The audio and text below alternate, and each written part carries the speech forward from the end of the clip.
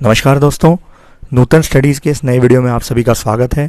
Mutual fund के basic चीज़ों के बारे में हम पिछले कुछ वीडियोस में देख चुके हैं, लेकिन डायरेक्ट म्यूचुअल फंड मोड ज़्यादा बेटर है या रेगुलर म्यूचुअल फंड, इसके बारे में डिस्कशन एंड डिबेट जो है वो चलती रहती है। तो आज इस वीडियो में हम इसी चीज़ के बारे में देखेंगे कि direct and regular mutual fund के क्या फीचर्स हैं, क्या एडवांटेजेस हैं और कौन सा बेटर है। अगर आपको मेरा ये वीडियो पसंद आए तो please like it and subscribe my channel Nutan studies. तो आइए शुरू करते हैं। जैसा हम पहले देख चुके हैं कि म्यूचुअल फंड एक स्कीम है जिसमें काफ़ी सारे लोग जिनका एक कॉमन ऑब्जेक्टिव है, कि कॉमन फाइनेंशियल गोल्स है, उनका इन्वेस्टमेंट एक साथ जो इकट्ठा किया जाता है और कुछ स्टॉक्स एंड बॉन्ड्स में उसको इन्वेस्ट किया जाता है according to the scheme mandate. अब ऐसा इन्वेस्टमेंट करने के आपके पास दो मोड्स अवेलेबल हैं।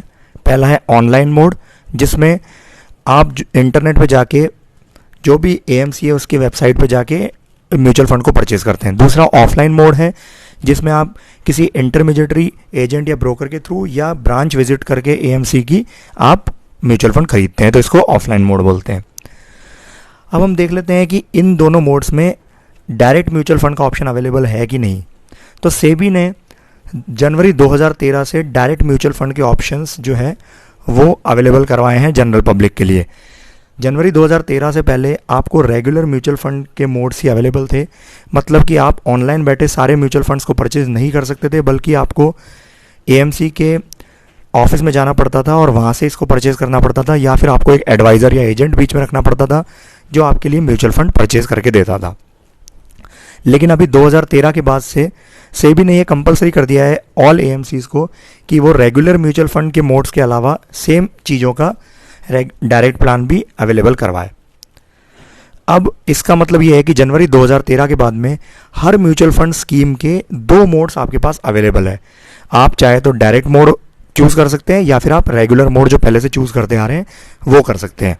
अब इसमें क्या चीज़ें हैं कि दोनों ही, चाहे रेगुलर प्लान हो या डायरेक्ट प्लान हो, इसमें जो फंड मैनेजर रहता है जो उस म्यूचुअल फंड को मैनेज करता है वो सेम रहता है। साथ ही साथ उस म्यूचुअल फंड स्कीम्स का जो पैसा जिन जिन स्टॉक्स या बॉन्ड्स में लगता है वो भी direct and regular mutual fund दोनों में सेम होता है। सिर्फ एक ही स्कीम के ये दो पार्ट्स हैं, एक है डायरेक्ट म्यूचुअल फंड और दूसरा है रेगुलर म्यूचुअल फंड। ये क्या चीज़ें होती है इसको अभी हम देखेंगे आगे। तो अभी हम देख लेते हैं कि म्यूचुअल फंड का जो बेसिक क्राइटेरिया मैंने बताया, पहला आपके पास ऑनलाइन मोड से परचेज करने का ऑप्शन अवेलेबल है, दूसरा ऑफलाइन मोड से परचेज करने का ऑप्शन अवेलेबल है। अब ऑनलाइन में आपके पास दो ऑप्शन है, या तो आप डायरेक्ट म्यूचुअल फंड परचेज कर सकते हैं उसकी वेबसाइट पर जाके, या फिर आप रेगुलर म्यूचुअल फंड परचेज कर सकते हैं ब्रांच विजिट करके या एजेंट और ब्रोकर के थ्रू। लेकिन अगर आप ऑफलाइन मोड परचेज सेलेक्ट करते हैं तो आपके पास सिर्फ रेगुलर म्यूचुअल फंड का ही ऑप्शन अवेलेबल रहता है। ऑफलाइन मोड के थ्रू आप डायरेक्ट म्यूचुअल फंड परचेज नहीं कर सकते हैं। तो अब ये क्या चीज़ें होती है थोड़ा डिटेल में देख लेते हैं हम। सबसे पहला है रेगुलर म्यूचुअल फंड। तो ये रेगुलर म्यूचुअल फंड, जैसा मैंने बताया, अगर आप किसी इंटरमीडिएटरी एजेंट या ब्रोकर के थ्रू कोई म्यूचुअल फंड परचेज कर रहे हैं तो ये रेगुलर म्यूचुअल फंड कहलाते हैं। इसमें जो भी इंटरमीडिएटरी है या ब्रोकर है, एजेंट है, वो एएमसी से कुछ चार्ज वसूलता है उनके म्यूचुअल फंड को आपके पास बेचने के लिए। इसको बोलते हैं कमीशन। तो एक्सपेंस रेशियो जो होता है वो commission and other maintenance charges जो भी म्यूचुअल फंड स्कीम को मेंटेन करने के लिए चाहिए होते हैं उन चीज़ों से मिलकर बना होता है। Means expense ratio is commission plus maintenance and other charges. तो ये कमीशन का जो पोर्शन है, इसकी वजह से जो एक्सपेंस रेशियो है वो रेगुलर म्यूचुअल फंड का ज़्यादा हो जाता है। मतलब एक्सपेंस रेशियो वो चीज़ होती है जो आप म्यूचुअल फंड स्कीम को मेंटेन करने के लिए हर महीने या हर सिप में आप जो भी पैसा देते हैं एक्स्ट्रा, वो एक्सपेंस रेशियो कहलाता है। अब इसमें कमीशन भी एक्स्ट्रा जुड़ जाता है तो expense ratio regular mutual fund का ज़्यादा हो जाता है। अब हम देख लेते हैं डायरेक्ट म्यूचुअल फंड क्या होते हैं। तो डायरेक्ट म्यूचुअल फंड वो स्कीम्स हैं जो एएमसी या फंड हाउस डायरेक्टली आपको ऑफर करते हैं। आप उनकी वेबसाइट पर जाके सीधे से उसको डायरेक्टली परचेज कर सकते हैं, आपको किसी ब्रोकर या एजेंट के बीच में ज़रूरत नहीं है। अब चूंकि एजेंट या ब्रोकर बीच में नहीं है तो कमीशन का कोई पोर्शन नहीं रहेगा, एएमसी को किसी को भी कमीशन नहीं देना है। इस वजह से एक्सपेंस रेशियो जो है डायरेक्ट म्यूचुअल फंड का वो काफ़ी कम है। अब कमीशन जब नहीं देना है तो जो कमीशन का पोर्शन रेगुलर म्यूचुअल फंड में एएमसी दे रही थी उसको वो आपके इन्वेस्टमेंट बैलेंस में ऐड कर देंगे, जिसकी वजह से लॉन्ग टर्म में आपको ज़्यादा रिटर्न मिलने के चांसेस हाई रहते हैं। साथ ही साथ डायरेक्ट म्यूचुअल फंड उन लोगों के लिए ही सूटेबल है जिनको मार्केट की थोड़ी नॉलेज है और जो रेगुलरली अपने म्यूचुअल फंड को ट्रैक कर सकते हैं। तो ये बेसिक चीज़ें हैं। इसमें डिस्कशन चलता रहता है कि रेगुलर म्यूचुअल फंड ज़्यादा अच्छा है कि डायरेक्ट म्यूचुअल फंड ज़्यादा अच्छा है। तो ये मैंने बेसिक फीचर्स बता दिए हैं। तो हम सबसे पहले देख लेते हैं कि आप डायरेक्ट म्यूचुअल फंड में इन्वेस्टेड हैं या रेगुलर म्यूचुअल फंड में, ये कैसे पता लगाएं।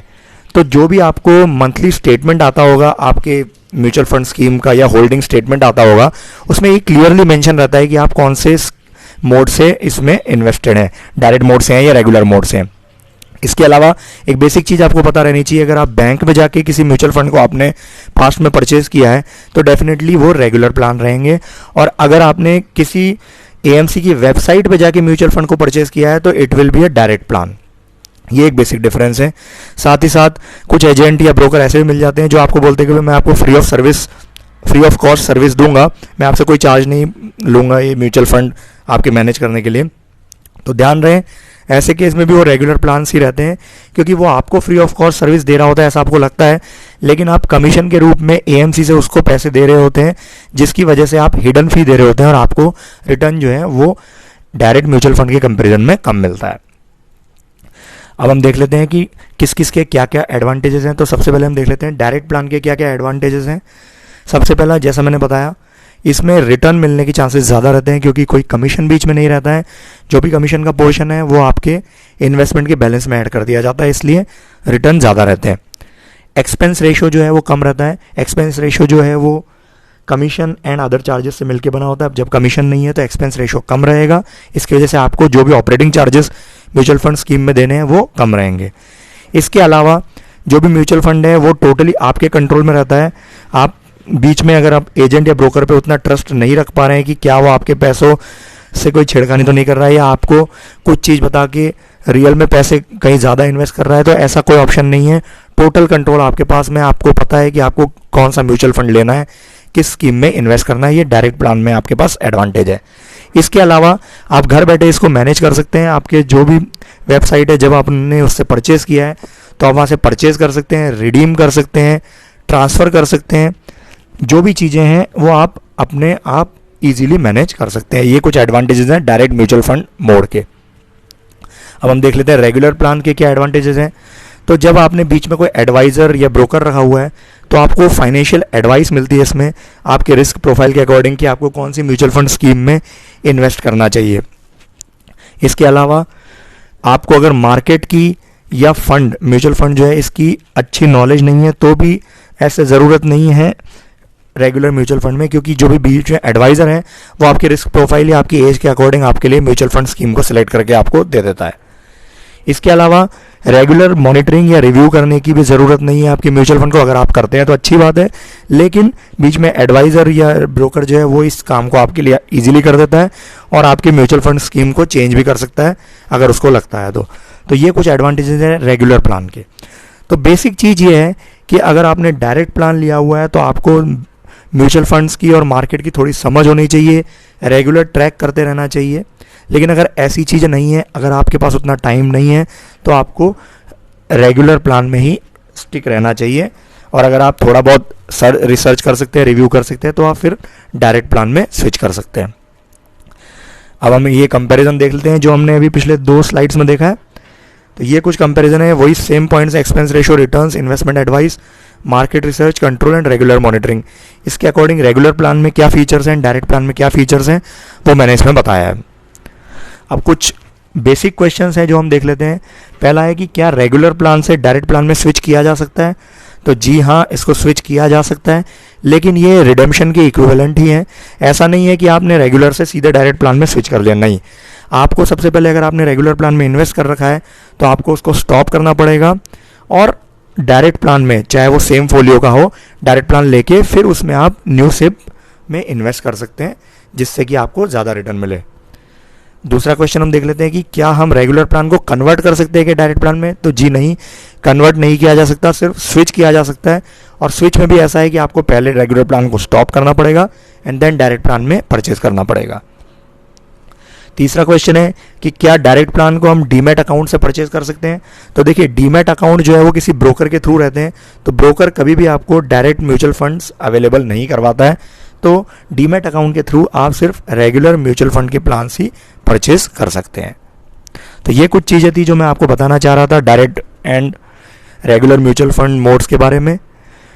आपको अपने म्यूचुअल फंड परचेज करने से पहले देख लेना चाहिए कि आपका एडवांटेज किस में हो रहा है, क्या आपकी रिस्क प्रोफाइल है, क्या आप रिव्यू कर सकते हैं या नहीं है। उसके अकॉर्डिंग आपको रेगुलर या डायरेक्ट म्यूचुअल फंड की स्कीम में इन्वेस्ट करने के बारे में सोचना चाहिए। मैं आशा करता हूं कि मेरा ये वीडियो आप सभी को पसंद आया होगा। अगर आपको मेरा ये वीडियो पसंद आया तो please like it, share it and subscribe my channel Nutan studies.